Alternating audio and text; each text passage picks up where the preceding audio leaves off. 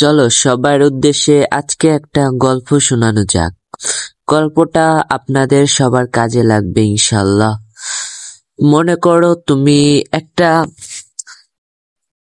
গাড়িতে উঠছো। এখন গাড়িতে উঠলে তোমার তো এখন যাওয়ার যে কোনো একটা উদ্দেশ্য আছে, হয়তো বা তুমি একটা নতুন জামা কাপড় পরছো। তোমার জামা কাপড় পরাটার নতুন একটা উদ্দেশ্য আছে যে আমি জামা কাপড়টা পরে এই জায়গায় যাইবো, আমি এই জামা কাপড়টা পরে এইগুলা করব।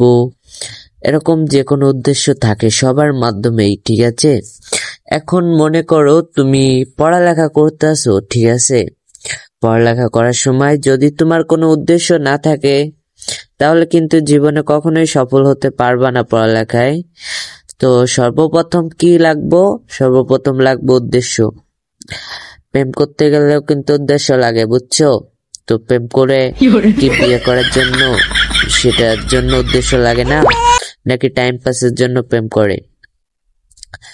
বিয়ে করার জন্য কেউ উদ্দেশ্য করে আগে, অথবা কেউ টাইম পাসের জন্য উদ্দেশ্য করে। তো প্রতিটা জিনিসই উদ্দেশ্য ছাড়া কোনো কাজই হয় না, বুঝছো? তাই সর্বপ্রথম একটা কথাই বলবো, সবার উদ্দেশ্য ঠিক করতে হবে।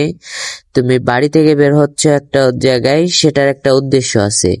এরকম করে যদি পড়ালেখার পিছনে যদি উদ্দেশ্য খাটাইতে পারো, উদ্দেশ্য রাখতে পারো আগে থেকেই, তাহলে ইনশাল্লাহ তোমার পড়ালেখা অবশ্যই অবশ্যই খুব সহজ হয়ে যাবে। অবশ্যই একবার একটু চেষ্টা করে দেখো, তারপরে না হইলে তুমি আমার কমেন্ট বক্সে এসে গালাগালি মাইরো, সমস্যা নাই। ধন্যবাদ সবাইকে।